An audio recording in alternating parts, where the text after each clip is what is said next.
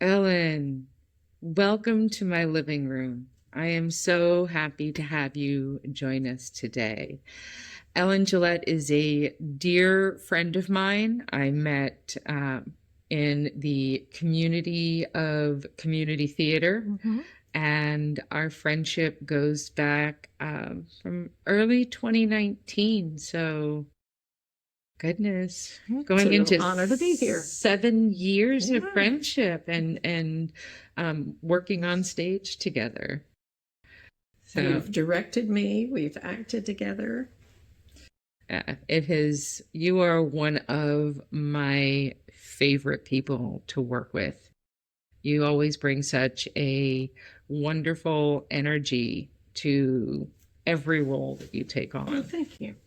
And you are an absolute delight to watch on stage. But You're a little prejudiced. that could be, but that doesn't mean I'm wrong. It's fun. It's fun to be somebody else for a little bit. It is. It is. I enjoy it thoroughly myself. But theater is just one aspect. You do all kinds of creative and wonderful things. You're an author, children's books, adult books, all kinds of fun It's a little bit stories. of everything. And I enjoy painting and substitute teaching. I'm 68, and I haven't figured out what I want to be when I grow up. No rush. No. We'll get there eventually. And who says you have to pick one thing to be? To be all of the things that you love? I think ever since I was little, I wanted to be really, really good at something. And I think I'm pretty good at a lot of things, but I'm not the best at anything. So that's keeps me humble. That's fair enough. I mean, I've always been one to springboard from one interest to another. So I can definitely appreciate the jack of many trades, expert in none. Although, as I've gotten older, I think my focus has shifted to nobody else can be me. I'm the best at being me, and that's okay. That's enough. Right? You're the best at being you. And I wouldn't expect anybody else to be me. So if I don't be me, who will? That's right. But, one of the things that kind of sparked a almost instant connection was we have a shared experience. And it's not always an easy experience for people to talk about and hear about. So I think it's an experience that I'd like to invite into our conversation today. And that is the experience of grief, and specifically grieving a child. One of the many things that Ellen and I share is we have both lost a child. I lost my son Brandon in 1999 when he was 6 years old. And I lost my son Adam when he was 16 the year after, in 2000. So, and it doesn't matter what age your child is when you lose them. Parent is not meant to lose their child. No. It is not the natural order of things. I grew up knowing that my baby brother had died at 10 days. I've buried my parents. I've lost 2 nephews. It's nothing like losing a child. Yeah. There are other kinds of grief and loss, but there's just something very profound about a child. All grief alters you a little. Losing a child changes you profoundly. Well, we went to a thing for organ donor families about a year Mm-hmm. after Adam died, because he was an organ donor and saved 5 people's lives and gave That's beautiful. sight to 2 others. But one thing that I heard a man say just has stuck with me for almost 26 years, and that is, any significant loss changes you, and you spend the rest of your life discovering who you are now. And I've definitely changed. Grief has changed, loss has changed, but it doesn't have to be a negative change. No, It can have a positive impact. We can become more compassionate, empathetic.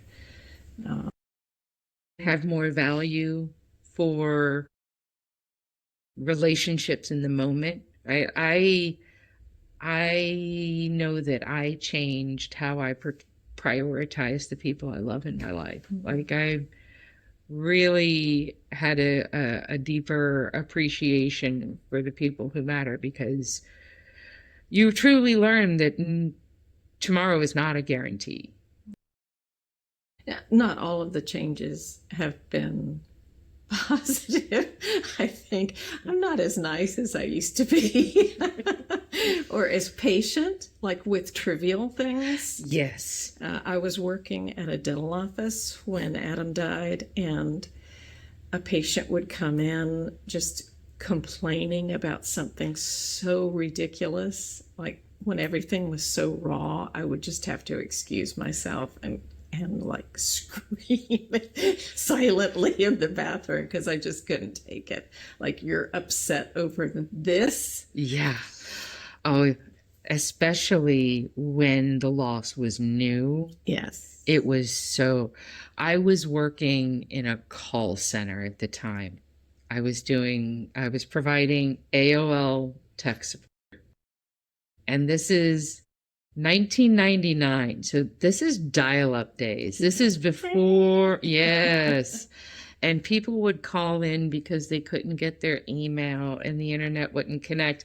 And understand, folks, this is 1999. This is before smartphones. This was before streaming. This was before our lives were interwoven so tightly with technology. This was pre those days. This was when internet connection was a luxury item almost. Mm-hmm. And it certainly wasn't something that you expected to have readily available. So, putting it into that context, people would call in not able to connect to the internet. And I would try to, and as I would hear in the background like a small child seeking attention or crying, and the parent is shushing them so that they can try to get their modem to connect. And I would start to hyperventilate. And I had such a good team around me at the time that they would watch for the signs that I was starting to lose it.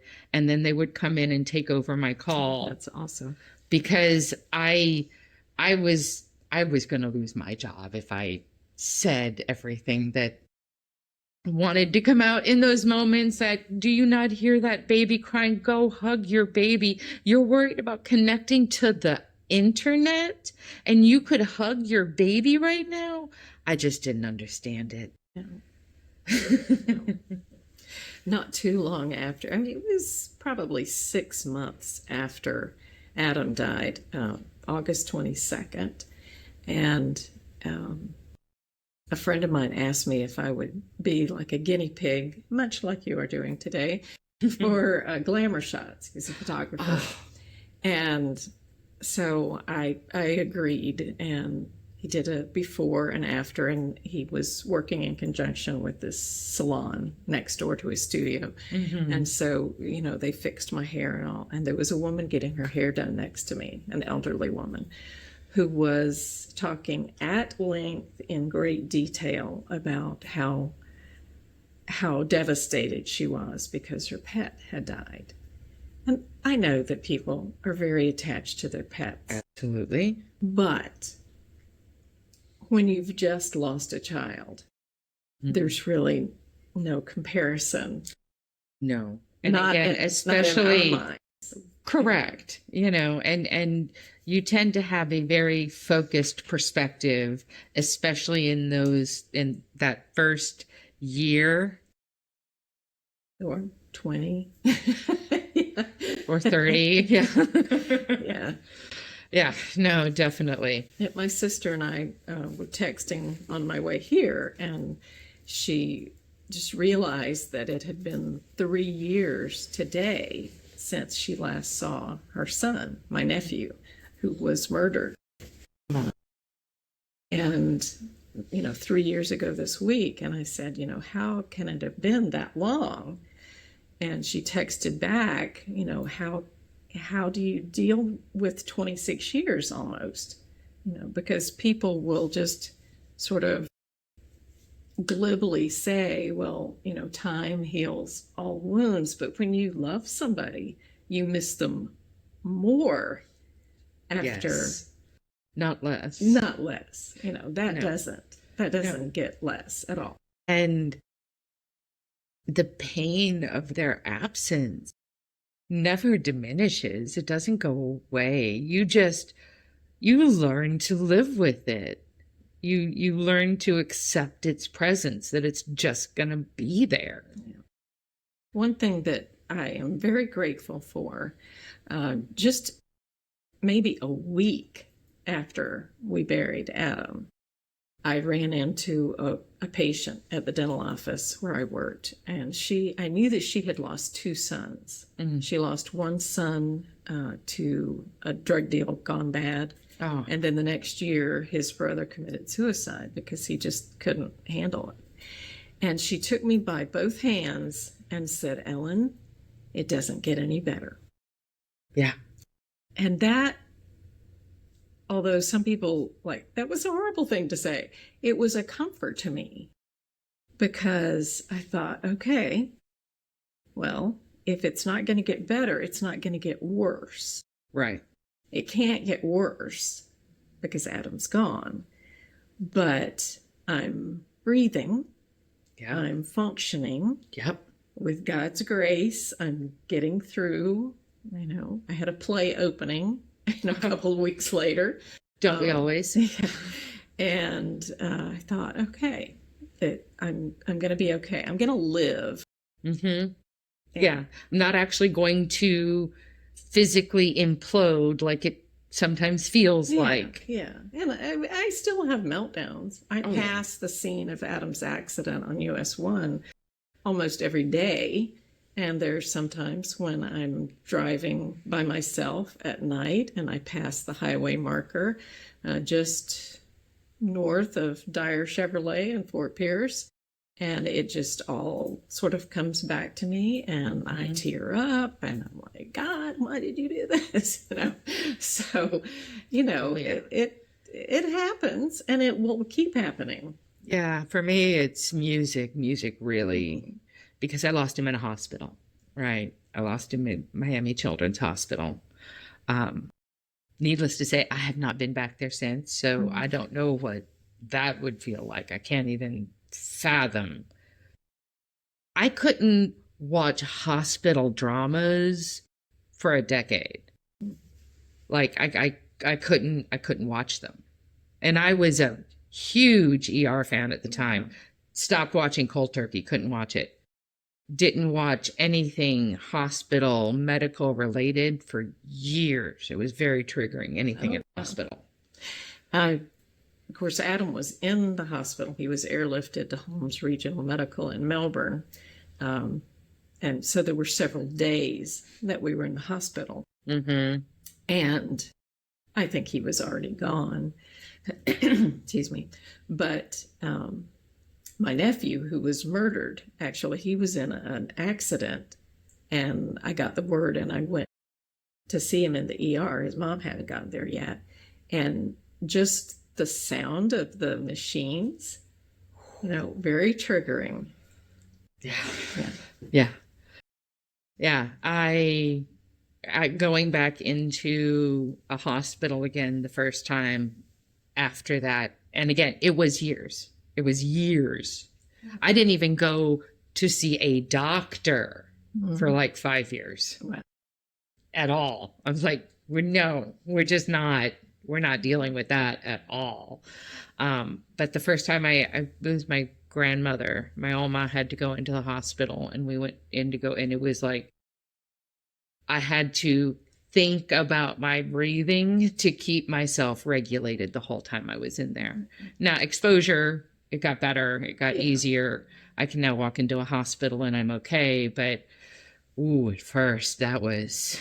I can smell flowers and go to funerals. But the first one, the first time, a man that I had known since I was 12 passed away, and my husband and I stepped into Hazley Hobbs Funeral Home for the visitation, and I was like, I can't do this. And it was the smell, I think, of all the flowers, that cloying sweetness. Yeah, because it's such an overabundance in that, and you don't normally encounter that many flowers like that in that enclosed space. And then there's a smell to those places themselves, right? That's just like under the flowers. That, yeah. The next day for the funeral, I was okay because my mother was playing the piano, and I could just look at her. Yeah. But you just never know what's going to be a trigger. I fell apart at the deli counter at Publix, or at Walmart, shopping for the first Christmas. People around me were shopping for presents for their child, and I was shopping.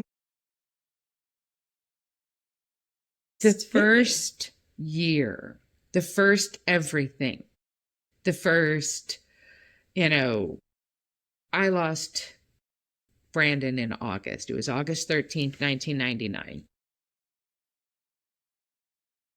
The first Halloween, the first back to school season, the first Thanksgiving, the first Christmas, the first Valentine's that I wasn't getting, class Valentine's. Every first in that first 12-month period is like a fresh stab. For me, the fact that he died in 2000 was like every January 1st. When I would change the calendar, it's like, okay, now it's going to be this many years, because, from 2000, it was very easy to count. Yeah. And of course, I've told you about how the number 22 haunted me for years, because Adam was born on the 22nd and he died on the 22nd. And I saw 22s everywhere. Yeah. And my mind would calculate. If I saw an address, it would add up to 22, or a phone number, it added up to 22. And it made me so angry. It was like God was reminding me of something that was so incredibly painful.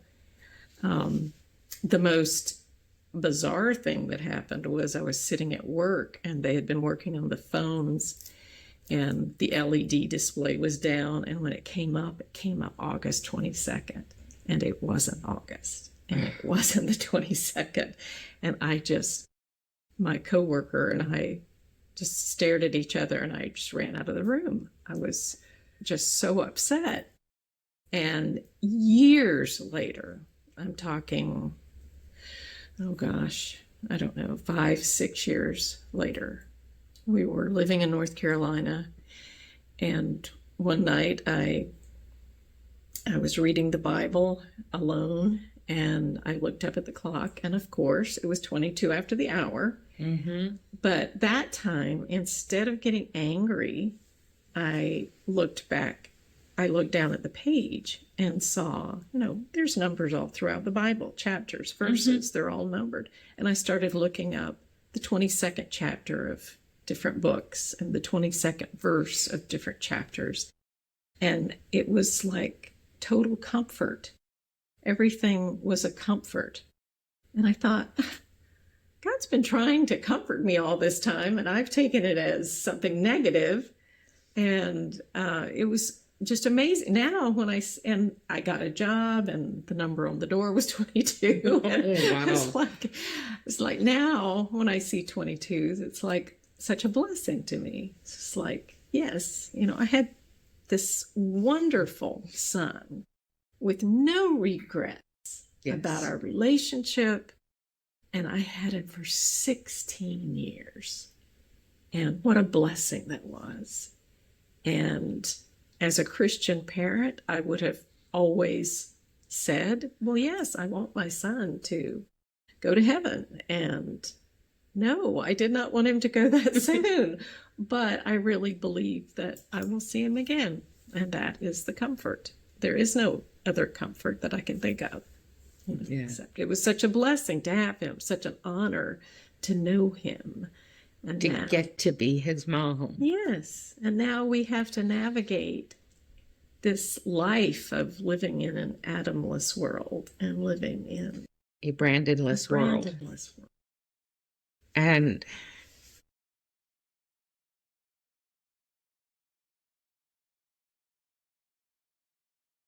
I love the perspective shift that you were able to take to the 22 and being able to see it and frame it as that reminder of the gift that he was.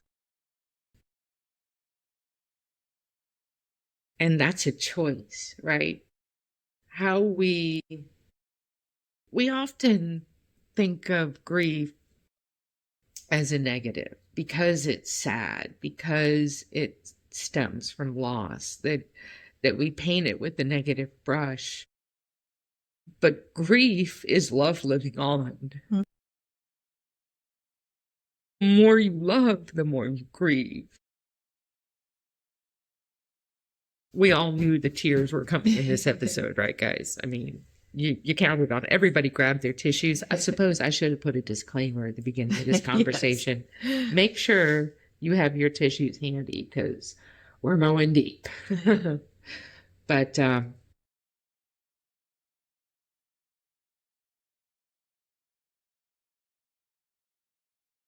When my sister's son, my nephew Ben, when he was murdered, it reminded me of something my husband and I had talked about very, very early on, was that as hard as it was, it could have been worse. At the time, we didn't really have somebody to blame. yeah. 2 months after Ben was killed, another nephew killed himself.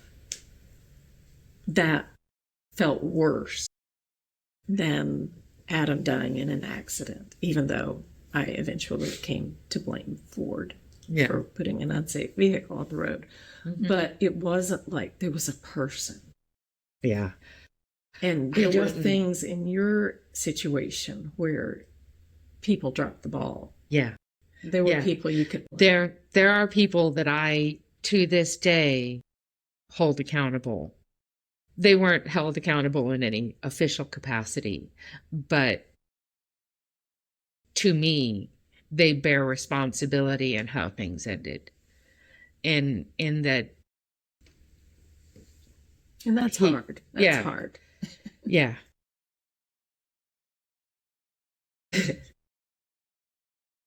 His neurosurgeon sent me a Christmas card the year he passed away, because I lost him in August. That December, I got a Christmas card expressing his apologies for my loss. And the level of rage that I felt at receiving that Christmas card is probably unhealthy. I wanted to rip his head off. How dare he send me a Christmas card when he and his team, in my estimation, are the reason my son did not make it out of that hospital.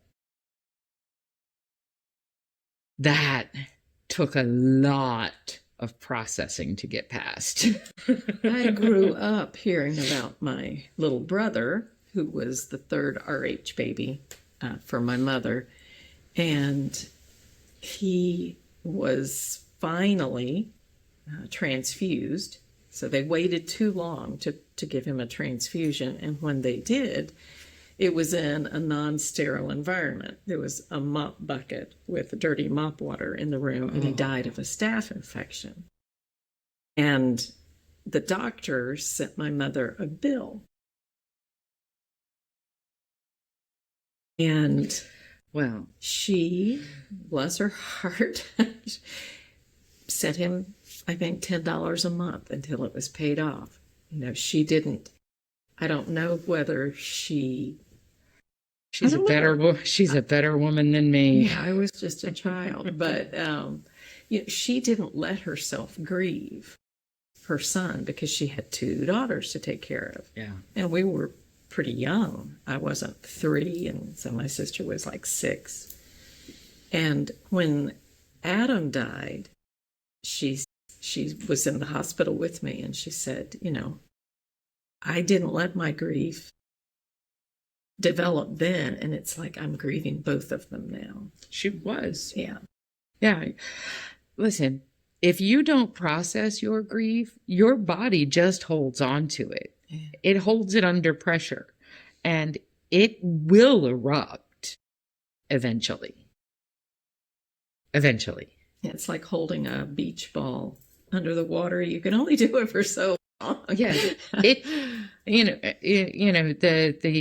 The buoyancy will take effect. Yes. It can't help but bubble to the surface in some way, some form, some fashion. And repressed grief can come out in toxic behaviors if you're not careful, and it can make you sick, right?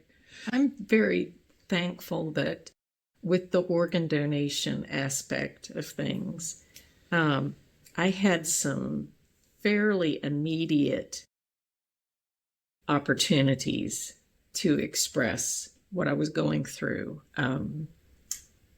The organ procurement organization we worked with asked me to speak to a group of doctors and nurses about, you know, from a donor parent's perspective. Mm-hmm. Because, like, Adam was airlifted to the hospital, and immediately a nurse made a beeline to me and started talking about organ donation. I was like, we're not talking about that now, because we were still hoping that he would survive. Yeah. You know, so I was able to encourage them to be a little bit more sensitive. Yes, you need organs, but, you know, you need to respect the life that's still there. Yes. You know. And so I had these speaking things happening, and it was like I don't know if I embraced the grief earlier. I just sort of took the experience. I didn't suppress it. Yeah. You know, I let myself feel the feelings, and a lot of people saw me feel the feelings, and I think that helped me. Well, one of the things they say is grief requires a witness, Mm-hmm. right? Grief in solitude is grief unrequited. Grief requires a witness. And so being able to speak about who you've lost, what your experience was, what your feelings are a crucial part of the healing experience. So being invited to do those speaking engagements is almost therapeutic. Yeah. I mean, it was really hard, but Yeah. it was also therapeutic, like you say. I mean, Yeah. we've talked about being invited over for dinner not too long after Adam died, and the couple did not mention Adam's name once, and I was so offended. Yeah. I mean, grieving parents want to talk about their children. They love them. They want to keep that memory alive. Yes. Yes. But men and women grieve differently too. So I had, you know, put photos and, you know, athletic trophies and all this stuff up, and And my husband said it was hard on him to see all the photographs. And I said, well, yeah, the only thing harder would be not to see them. I mean, it is hard. It is. Oh, it's hard. And it's not a one size fits all. Yeah. Grief, it takes on different shapes. It presents in different ways. It manifests at different times, at different intensities. And some people are more comfortable removing the source of the grief. But I challenge that that's not dealing with it. You're just repressing it. You're denying, you're staying in your denial stage. You're just pretending that they never existed. And that doesn't honor them. It doesn't honor your feelings for them. And it certainly doesn't help you move forward with anything, because all you're doing is burying all of those emotions. I think the bottom line is whatever helps you. Yeah. I heard about a man who drove around with the urn of his wife's ashes in the front seat. People thought he was nuts, but if it helped him, what harm was it doing? None at all. There are people who wear their loved one's ashes in jewelry. They'll put them in lockets or and have them crafted into pieces of art that sit in their home.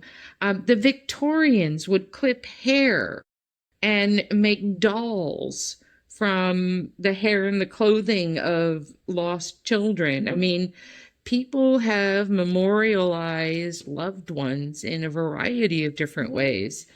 I mean, if it's not destructive behavior, if it's and if it helps, I wouldn't encourage anybody to go out and get blind drunk. No, but that's not because I'm trying to control your behavior. But if you go out and get blind drunk, then at least Uber, right? Lyft, Uber, just don't drive. About a year after Adam died, the man, his name was David Tuney, with the Organ Procurement Organization, called me about some update. And he said something that I thought was funny, and I laughed. And he was such a caring man. He said, I'm just so glad to hear you laugh. And I said, Dave, let's keep things in perspective. I'm on Zoloft, I have a punching bag, and I drink. He said, I'm going to tell everybody that. Listen, there's all sorts of coping mechanisms out there, okay? And 25 and a half years later, I am not on Zoloft. I wore out the punching bag. I still drink in moderation. Yeah. But you do what you need to do. Oh, absolutely. Let's see. Immediately after I threw myself into work, I was working 3-4 jobs, juggling them. I kept myself really busy. And then,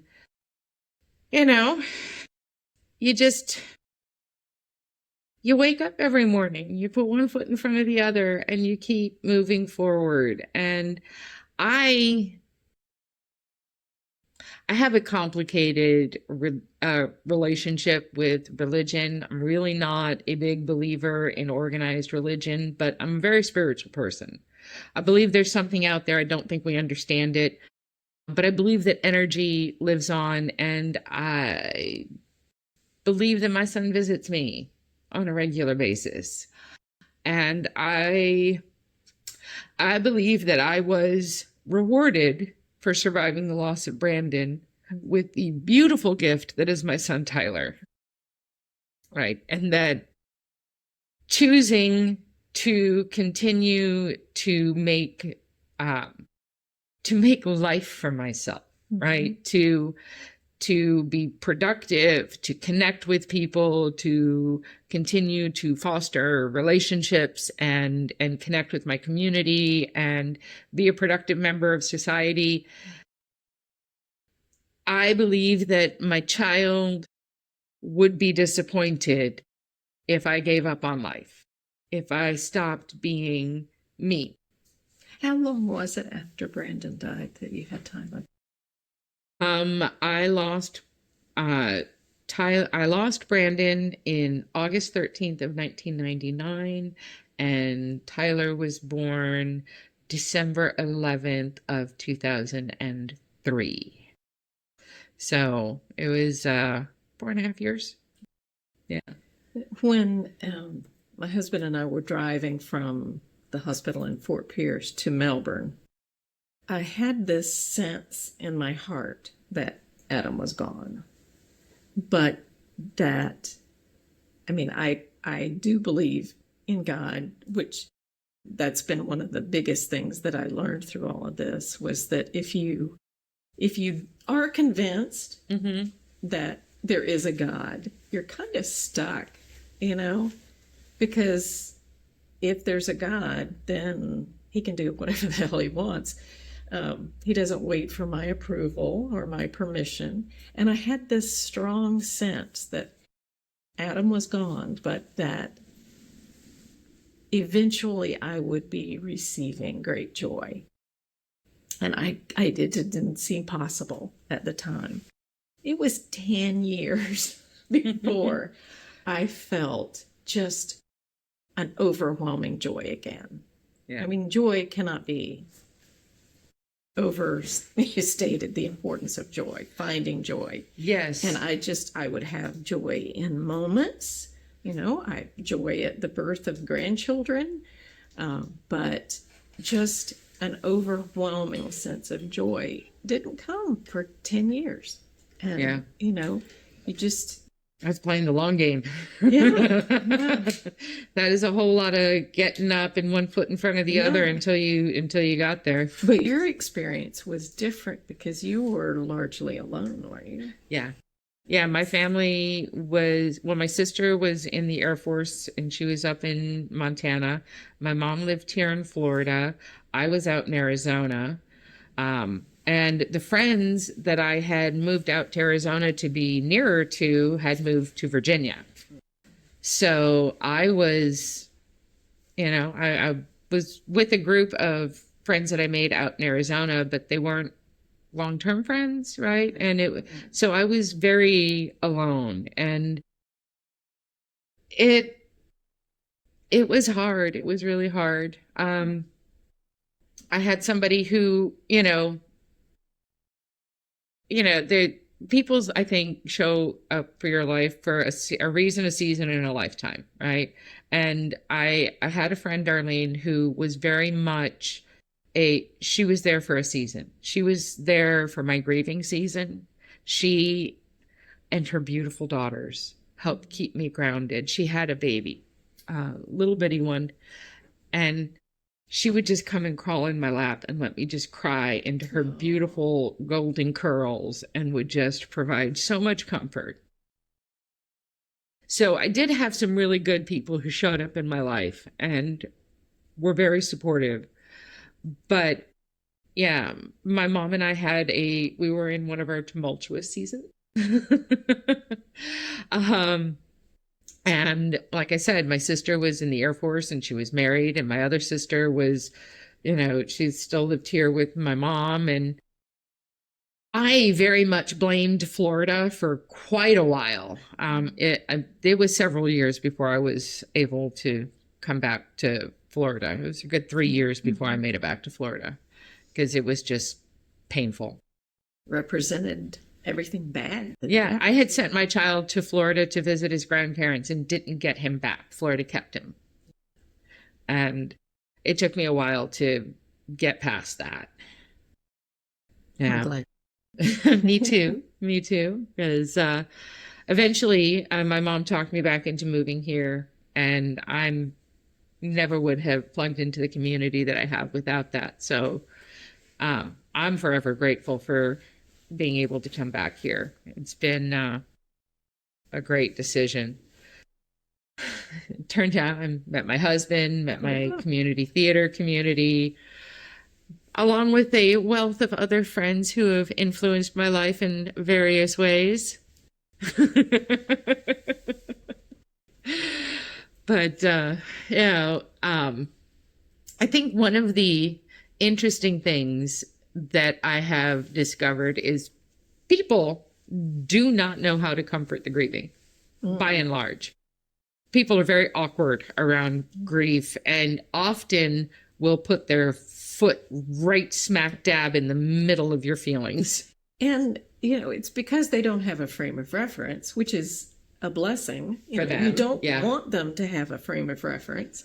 But, yeah, they do sometimes say things like, time will, take care of this, or, well, it's good you've got other children, or not say anything. Or one of my old, well, God had his reasons. Yeah. Heaven needed another angel.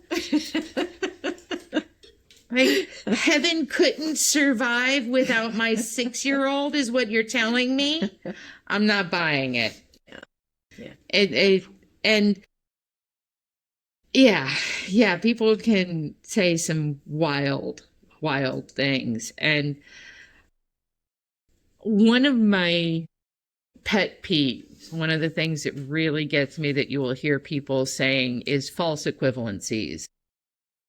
I know how you're feeling. Oh, yeah. Do pray tell.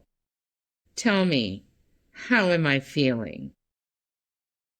With all of your wealth of experience, you with no children who've never lost anybody significant in your life, please do tell me how I'm feeling. Nobody knows how. No. Nobody. I mean, a mother who has lost a child knows how she felt losing her child. My husband knew what it was like to lose his son, but nobody knows what it is for a mother to lose a child that has grown inside her body, that she has nursed at her breasts, that she has nurtured all those years that she was blessed to have him.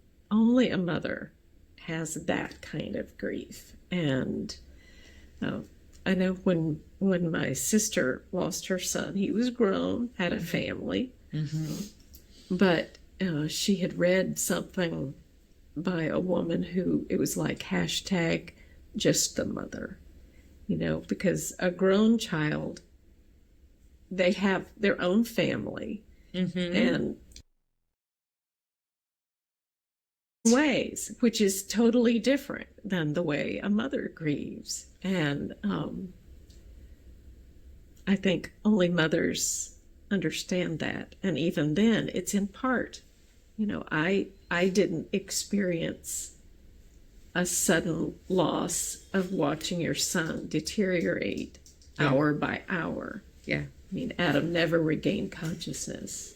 That was its own unique kind of grief, to have that sudden thing. But to watch a child die of cancer, over the years, how excruciating that must be. Or to have a child kidnapped and murdered or run over by a drunk driver. I mean, those are all unique experiences. And unless you had experienced exactly the same thing, which you could not possibly do, then you should never say, I know how you're feeling.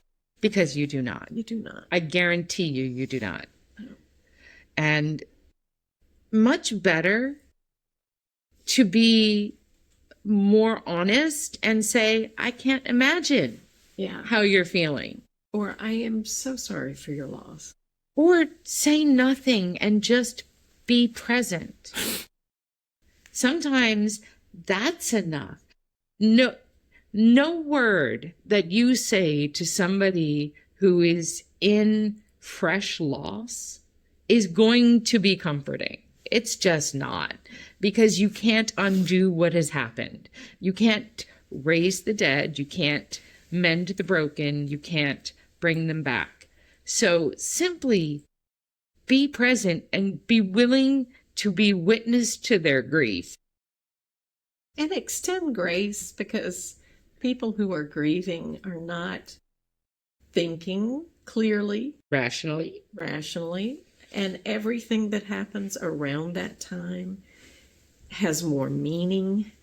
It's heightened. Yes. And, you just need to be very gentle. And I would say people who are grieving need to be kind to themselves. Yes. When my sister-in-law and my sister both lost sons within 2 months, I mean, I just kept saying, be kind to yourself.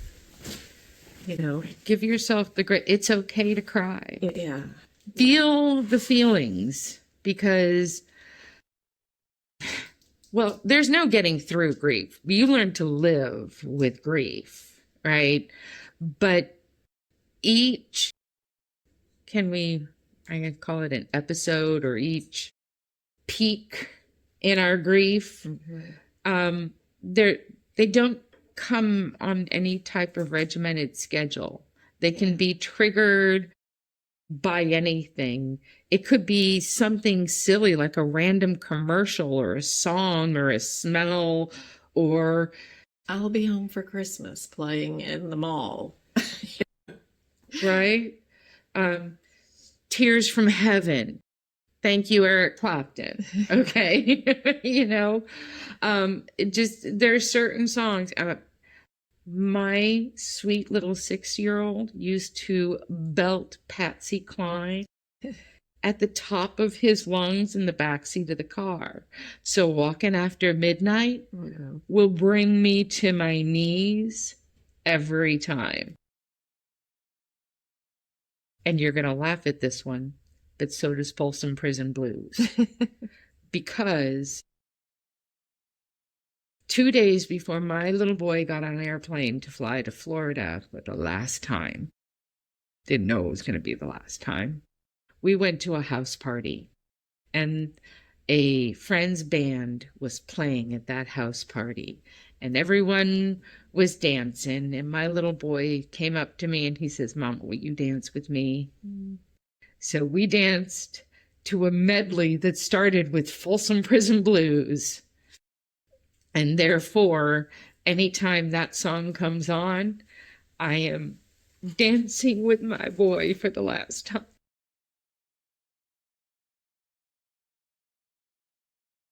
So, Now, is that a totally devastating memory, or is it something that you've come to be grateful that you still feel? both. And it depends on where I'm at and what's going on when I encounter it. But the first time that I went to go see that friend's band play after Brandon had passed, as that medley was getting ready to come up in their rotation, every single one of my friends came and sat around me. So, grant yourself the grace. My baby would be 33 years old on May 2nd. He has been gone for almost 27 years.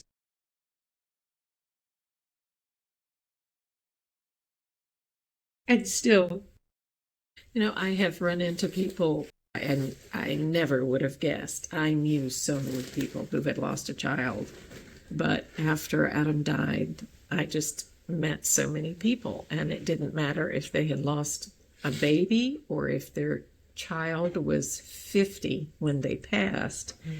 They would tear up as they talked to me. yeah. Because that's just obscene. It's against the natural order of things for parents to bury their children. That's not the way it's supposed to be. We grow up, we know that our parents are going to be gone before we are.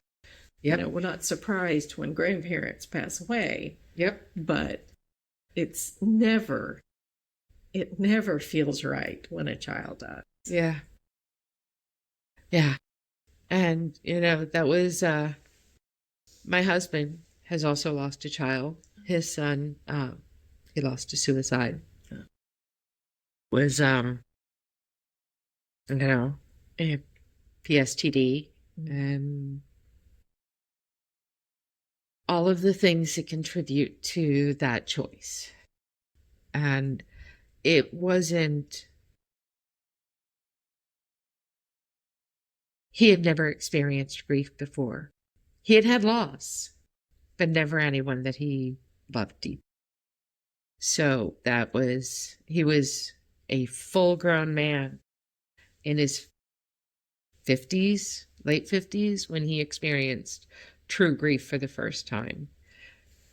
Um, and it changed him. He became much, much more caring and empathetic around other people's loss because he'd never had a frame of reference before on what that feeling was. He didn't understand it. But once you connect with somebody on that level, it really does. It creates a bond, a shared understanding, at least, of what devastating loss really is. And that just brings to mind miscarriages. Yeah. Women who have had abortions. Yeah. There's been a loss, and they need to give themselves the grace to mourn that loss too, even if they had no choice in the matter. Or I had a friend in North Carolina who had a miscarriage, and I gave her a card and just expressing that I was praying for her. And she said, that's the only thing that anybody has said to me, acknowledging that I am grieving, because people didn't have a frame of reference. Yeah. Well, that just must have been God's will, or that's nature's way. Well, it's a loss. And we don't talk about it as a society. It's one of those things, that's one of those topics that we shush away. Miscarriages, abortions, those are taboo topics. We're not supposed to talk about those, which means if we can't talk about it, we can't feel about it. Poo on that. Yeah. Feelings are valid, and we need to let ourselves feel. And the only way to the other side is through it. There's no avoiding it. You can't crawl over it. You can't go around it. The only way is through it. And if you don't allow yourself to move through it, it'll bubble up in other areas. And unresolved, repressed feelings usually stew into anger and resentment and frustration, and they come out in, it can be destructive manners. So you have to allow yourself to feel all of the feelings. They all have their space, they all serve their purpose. And I can't imagine what it's like. I mean, in part, to lose a nephew to murder, and then to lose a nephew to suicide. I never thought that our family would have to deal with gun violence. I mean, that happens to other people. Yeah. But, and that's something different. There's somebody to blame. There's so many feelings when someone is lost to suicide. I mean, what could I have done? All these guilt feelings, or regrets, or I wish I'd done this, or I wish I had done that, or anger at a murderer or a drunk driver, or that's a whole different kind of thing. I don't know. That would be so hard to deal with. My heart goes out to people who have to know that there isn't a singular individual who is implicitly responsible. Like, I blame the doctors, because I think that they dropped the ball, and there were things that but they there was did. No intent. But their intention wasn't to cause harm to my child. They just, they screwed up. Yeah. And I don't like it, but I unfortunately, that just happens sometimes. But to know that somebody committed murder, somebody with intention, meant to end the life of someone. I don't know, man. That would be so hard. We endured the trial for the murderer this summer, and that was difficult. And it's not like there was closure and everybody is great now, but at least justice was served. Yeah. But to sit, and listen to everything, to rehash everything, and to know just how senseless, so senseless. And it's not like in a murder that one person is killed. It wasn't just Ben. It was somebody's son, somebody's brother, somebody's uncle, somebody's nephew, somebody's husband. It just affects so many people. Yeah. So, yes, life imprisonment is certainly justice, but it's just hard, Yeah. And, like I said, all the justice in the world can't bring back what was taken. And a suicide, you're angry at the person. You're angry at everything involved. How could they do that? How could they make that choice? And but that reminds me, not too long. This was just weeks after Adam died. And there was a play, it was opening night. And I went by myself, drove home by myself, drove in my car into the garage, brought the garage door down behind me. And I was just thinking, the car was running. And I was thinking, Adam would have been there tonight if he was alive. And I thought, I could just sit here and leave the car running. And in a little bit, I'd be with him. And I looked over, and this was like a 50-year-old house, and it had these ornate cutouts with screens in the wall. And I just laughed. I said, run out of gas before I died. It's like, okay, God, I'm not going to do that now. But I understand how people can get to a point where, because they're not thinking rationally. And so they think, well, that would be the option. And that's never the best option. I definitely, right after I lost Brandon, and it felt like the axis upon which my entire world rotated. Yeah. It had been after everything ripped out. Like I was untethered in the universe. I didn't, without my child, I didn't know what my purpose. Your identity was gone. All of it. He impacted every choice I made, from what food we bought and ate, to what clothes I wore, to where we lived, to what we did. Every decision he factored in on. And I had to figure out how to move through the world without him now. When for 6 years, he was my breath, my heartbeat. He was everything. And man, it was rough figuring out who I was again. Yeah. I had been the mother of 4 children. And people ask me how many children I have today, and I'll always say 4.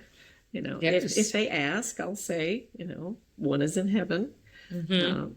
Always 16. But, C.S. Lewis, the great apologist and writer, his writing, but his theory was that in heaven, people reach their ideal.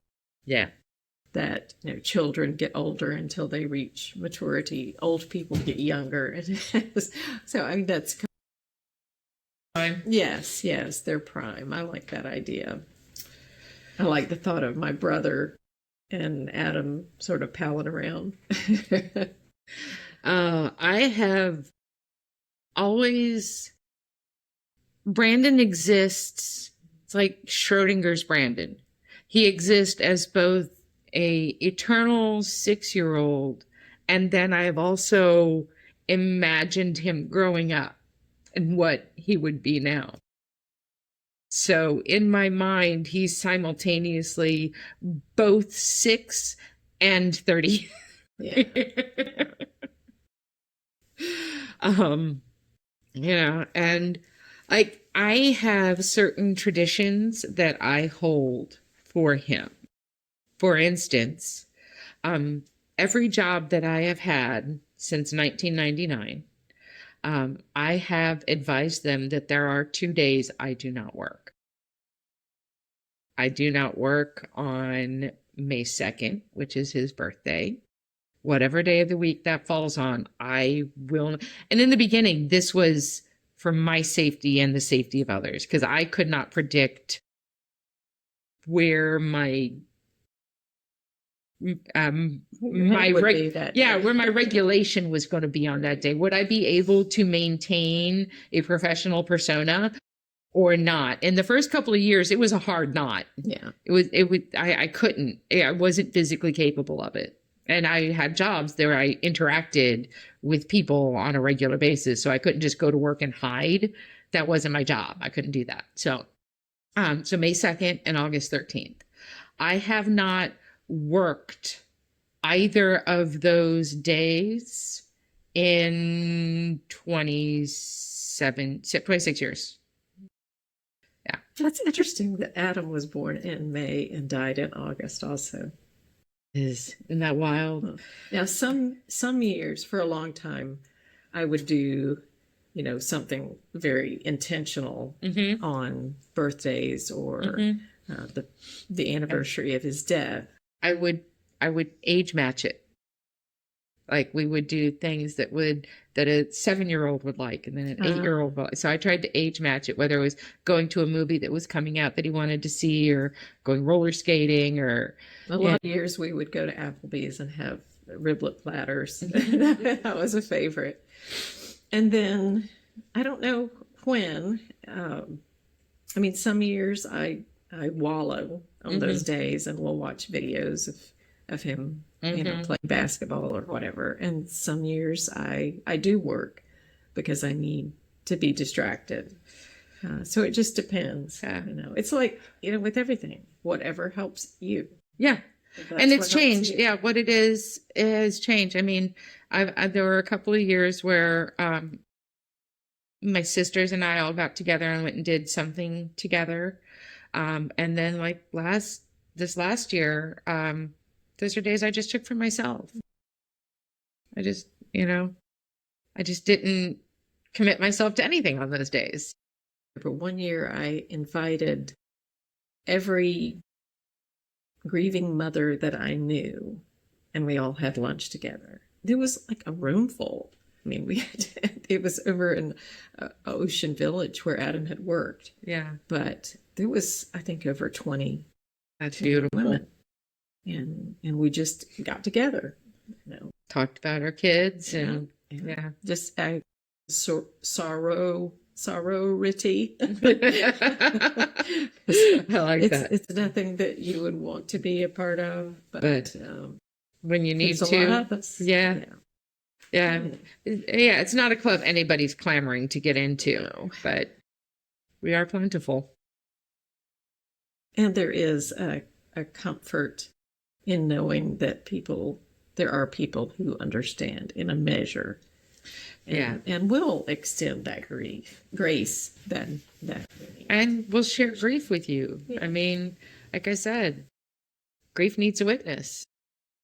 So to be able to witness for each other, to keep the memory alive, to talk about our beautiful kids and how special and unique they were. And not too long after Adam died, my daughter and her daughter lived with us at the time, and Adam used to spin little Jasmine around. She was like 2.5, would spin her around like an airplane. And I was crying in the living room, and she toddled in and said, are you crying about Uncle Adam? And I said, yes. I said, when you lose somebody that you love, you're sad for a long time. And she put her hands on her hips. She said, Nana, he's not lost. We know where he is. And I thought, out of the mouths of babes. So Right. She had that assurance, and I just loved that. Oh, that's adorable. Now she's in her mid-20s, and time does fly, doesn't it? And yeah, and just it's gratifying to know and to hear from other people who knew Adam and loved him what a unique person he was, bring up happy memories. And, are you able to, other than family, do you ever have any stories from people who knew Brandon at school as young? Well, unfortunately, he was so very young that there weren't many outside of family. I mean, the community that showed up for his viewing, 'cause my mom worked at Liberty Medical Supply, and in the late 90s, early 2000s, Liberty was huge in the Treasure Coast. They were second largest employer next to the county itself. Oh, wow. In St. Lucie County. I had made arrangements with ACOG Funeral Home for the small viewing room because I thought it was going to be just family showing up. We filled the room, overflowed it, the hallways outside. 80 people showed up for that child's. But they were mostly friends of my mom who showed up in support of her. But at the time, when we had lived here before moving to Arizona, we belonged to a non-denominational Christian church. The whole church showed up. The deacon of the church was actually the funeral director at ACOG at the time. And they volunteered, they donated a bunch of their services. The community really showed up for him, but how many of them remember him now? I doubt. I mean, it's mostly just my sisters. My mom's gone now, so it's my sisters who remember him.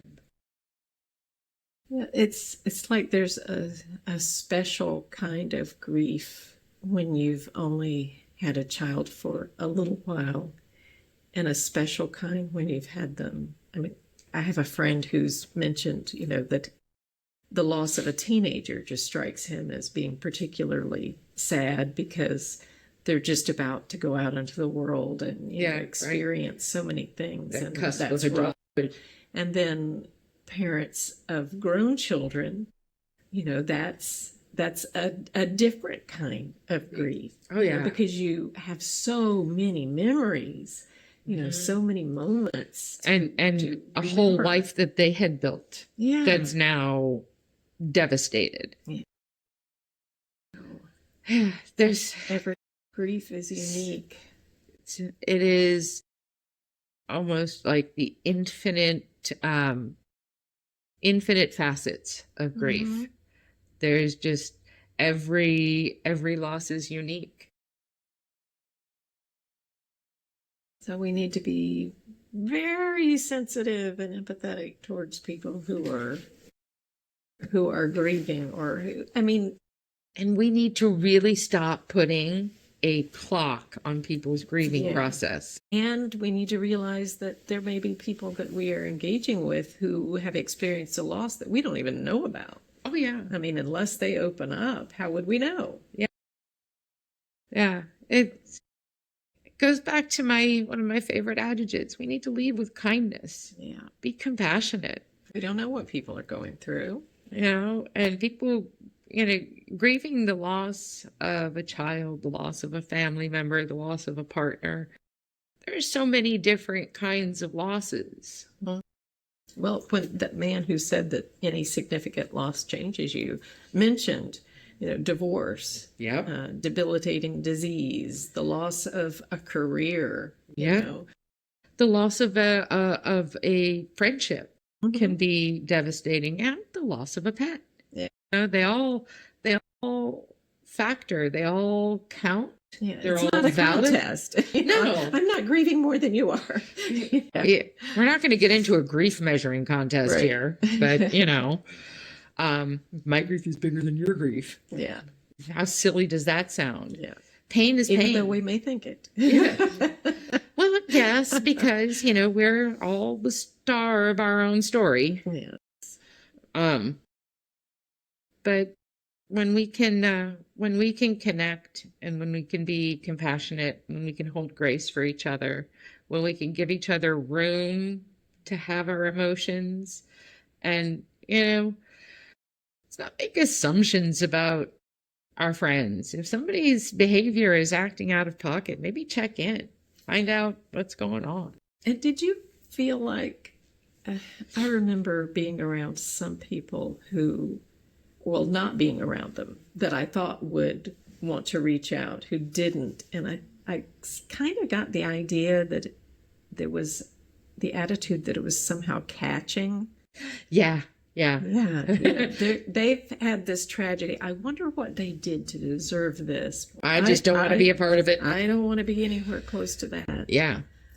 And you really miss out when that's your attitude, because you could be used to give comfort to somebody who needs it. And maybe gain insight that'll help you on your own journey one day. Yeah. To be present and to witness somebody else's grief. May not feel like it in the moment, but it's a gift that they're choosing and sharing their grief with you. There's a level of vulnerability to that I don't think people truly appreciate. And, there is great reward in being in service to our fellow human. And has there ever been a time in our lives when kindness was more needed? Oh, mercy. Honestly, that is part of why Angela's living room is because I think this is a time when we need to build the skills necessary to connect with each other. And that's through self-awareness, through personal accountability, through conversations with friends. Just talking to people is so important. I'm really proud of you for doing this. Well, thank you. And I'm so grateful to you for coming and joining us in Angela's living room for our very first conversation. I wish that you had the privilege of knowing Adam. I do too. He sounds wonderful. He was. I have, I'm going to be speaking to high schoolers in a month or so about suffering. And he was handsome and funny and smart.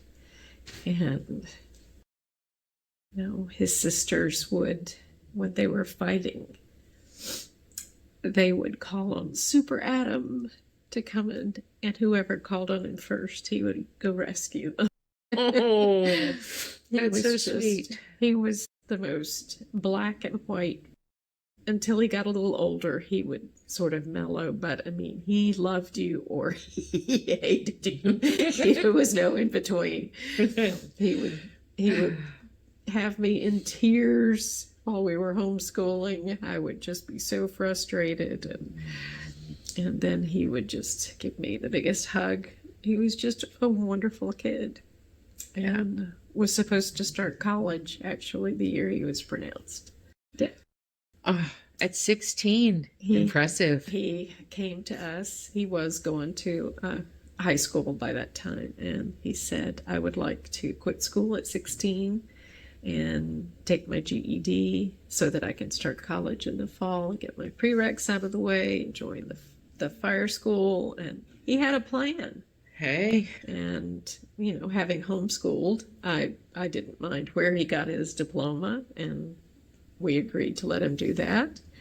I took him from school to get his driver's license at 16. We talked about organ donation while we were there. He thought it was a great idea. So that was never an issue. That's wonderful that you knew his wishes about that you guys had that conversation. It wasn't an option. because of the nature of Brandon's illness, his organs were not viable. And that was almost like a second loss, because I'm very much a advocate for organ donation. If you have not made your wishes about organ donation known to your family, please discuss it. It's very important. Lives can be saved. When my nephew, who was murdered, passed, they had at the hospital in West Palm, they had like an honor walk. They did a code, I forgot what the name, a code hero that they announced, and everybody came out of their rooms and lined the walls. They didn't have that when Adam passed, but I was really pleased to be able to be there, and that his wife, agreed that that's what they want. Yeah, that's a beautiful thing. I think my other nephew would have also wanted that, but he wasn't, the family wasn't given that option. Yeah. We were able to meet Adam's heart recipient and one of his kidney recipients. And I heard from the woman who received a lung and the woman who received his liver. And just the extension of their lives was a miracle.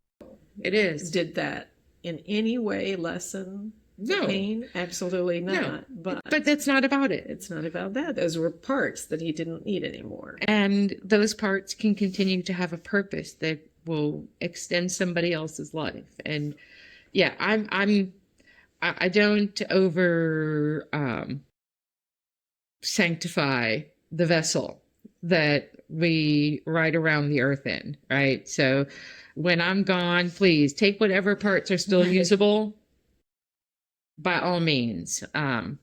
If you can extend somebody else's life, if you can give somebody back their father, their mother, their brother, their sister, their child, by all means, please do, because I'm not using it anymore at that point. So he wanted to be a firefighter. He wanted to save lives. But his last act did. He did. Oh, that's a beautiful thing. Knowing a little bit of him gets to live on. Yeah. Wow. But after this long, I don't know who is still with us. I know the young man that received his heart eventually had to get a second heart transplant. Oh, wow. And he has since passed away. I think a good many of them have. I mean, it's been almost 26 years, But in that time, he was able to become a nurse and get married. Yeah. So it's a beautiful thing. Yeah. It's a beautiful gift. My mother died in 2019. She was in her 80s, and she said, there's nothing that anybody's going to want, but she donated her body to science. Yeah. So. Yeah, absolutely. Like I said, the vessel, once the spirit leaves it, whatever happens to the vessel, I'm, not really into the whole burial thing anyway. So I'm a proponent of cremation, and in Adam's case, which I never thought that open caskets were, a good thing or anything, but there were so many young people who came to the viewing, and they put notes inside the casket, and a father who Adam was catcher for Little League, and his pitcher's father said, Chris couldn't come tonight, but he wanted me to bring the skate ball and put it in a casket. And that helped the kids have closure. Definitely. So, just like grief, every situation is unique. We had a viewing. We had a viewing with an open casket. I've got photos. It's a old film I never look at, but I have it. And quite a few things were placed in the casket with him. And those things went to cremation with him. Yeah. Yeah, everything that put into his casket, I left it in there. Well, Adam's buried at Wheat City Cemetery in Fort Pierce, and my father is buried right beside him. Oh, that's nice. And so, people have asked me, how often do you go to the cemetery? Well, no, when I want to. Yeah. When I feel like it. Yeah. in the beginning, it was more important, and I would just go and sit, especially on those special days. Yeah. Sit and pray, meditate, remember, cry, scream, Yeah. I still get mad every once in a while. Oh, yeah. Yeah. I remember sitting on Adam's grave and saying, God, I hate you, Yeah. and just immediately felt a sense of, but you love me too. But those two emotions are not, exclusive. You could hate somebody and love them at the same time. They're opposite sides of the same coin. I mean, love and hate, they're siblings. Yeah. Those questions, why did you take him? Those aren't gonna be answered. No, I'll never get an answer as to why I didn't get to raise my baby. And my roommate at the time allowed her boyfriend to abuse her child. She got to keep her kid. It's like, wait a minute. There's something wrong. Where's the justice in that? Yeah. Several months after I lost my child, I actually had to testify in court over a child protection case against my roommate's kid. Wow. Yeah. That's a tale for a different time. Ooh, you want to talk about some conflicting emotions?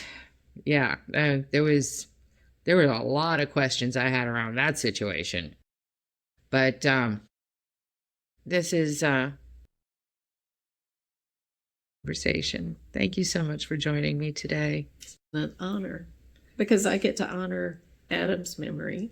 Yes, and get to be a part of your memories. And maybe help somebody who's listening who doesn't know how to deal with a loved one's grief or their own grief.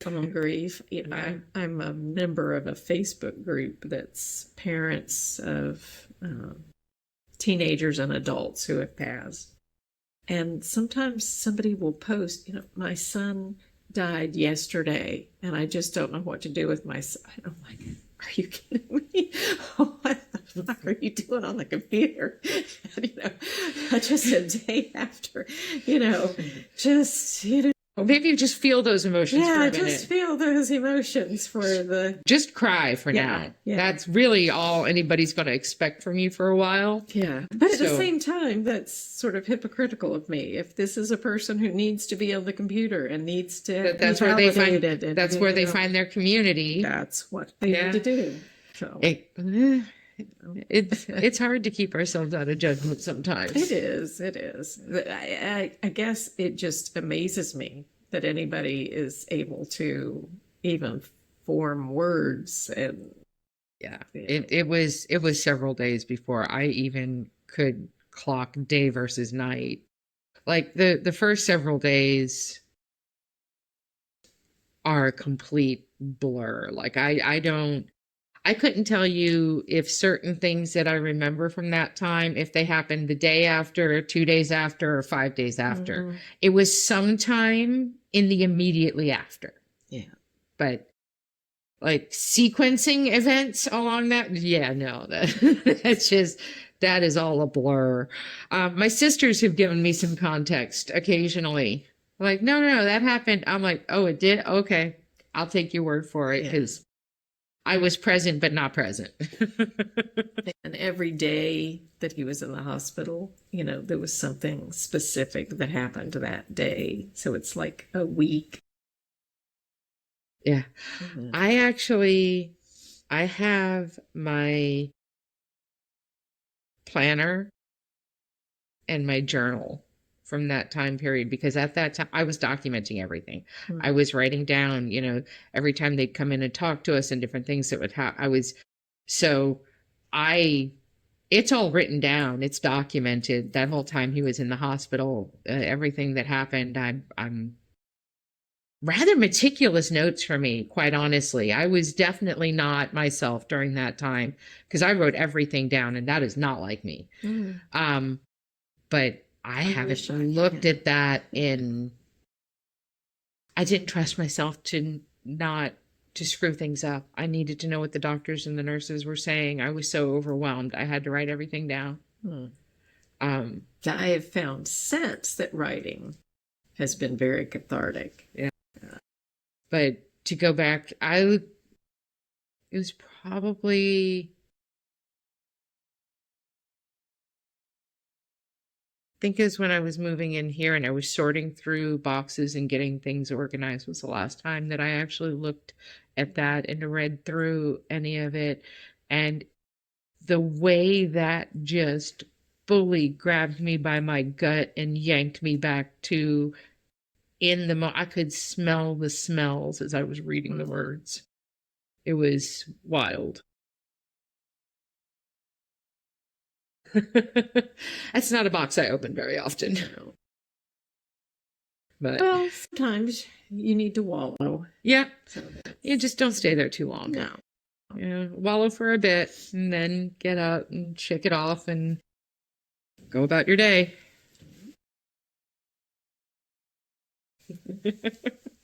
Yeah, so I'm gonna skip some behind the scenes